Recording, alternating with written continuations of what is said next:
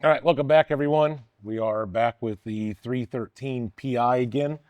Today we'll be running aluminum, so we are running pure argon, running about 40 CFH.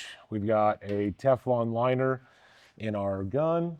We've got the U-groove drive rollers in, so we are going to be welding aluminum with the standard gun. Go ahead and clip that wire. So what we're going to do, we're going to make a run with no pulse, so just straight MIG. Then we're going to switch over, show you the pulse settings, and show you the difference on how you can better control your heat using the pulse. So for aluminum, especially thinner aluminum, this is where that pulse is going to really come in handy. We've got some 1/8 inch 6061 today. So if you're not running pulse, you've got to be booking. Like you basically can't have a hiccup. You have to just pull the trigger and start running. With the pulse, you can kind of slow down a little bit. You can still get good penetration, but you get a little more aesthetically pleasing weld, and it's a lot easier to control. So we'll get set up. We've got everything ready to go for the most part. Let's go to the panel real quick, and we'll show you our settings. And we've already got our memory programs into the machine, so I'll show you how to recall them, and then how we can set up to those. So right now, we're just going to hit the button, run our recall. So now we can scroll up. So we've got 1/8 inch aluminum pulse.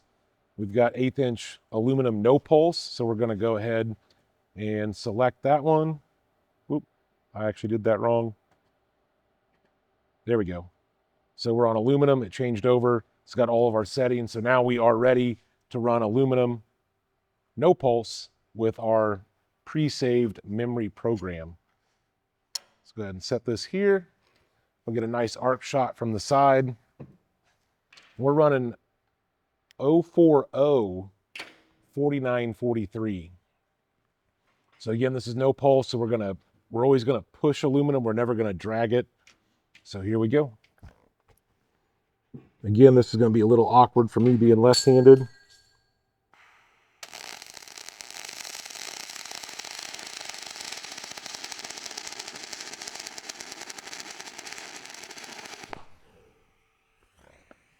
So super fast run. Not the prettiest thing in the world.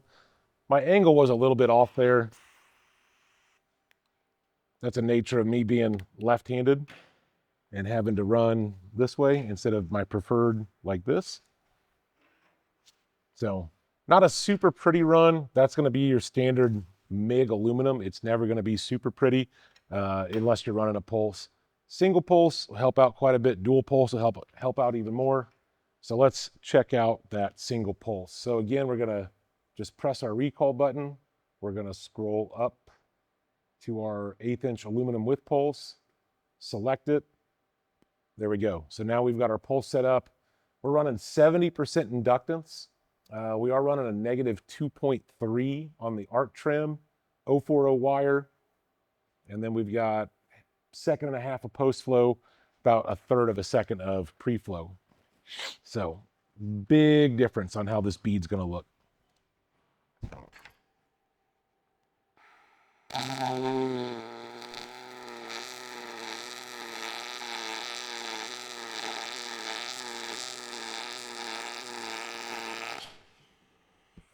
So obviously a lot slower travel speed. I had a lot more control of that weld as I was running along. A lot more aesthetically pleasing running the pulse. You have more of a stacked effect. We could probably go down a little bit in heat and kind of help that solidify. When we were doing some setup runs, when I was actually running at my preferred direction, they were coming out a little bit better. See if I can find, not even gonna look for them, but when I'm running my preferred direction, I can see a little bit better and we can get a little bit better run. But big difference, obviously, super fast travel speed running no pulse, a little bit slower travel speed, but more heat control and more puddle control when you're running the pulse. So if you're looking for a 300 amp roll around shot MIG machine, you have some aluminum come in from time to time, 313 PI might be a good choice for you. So hopefully a little short video here this week.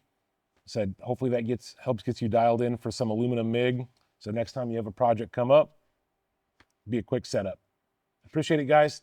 Thanks for stopping by. We'll see you next time.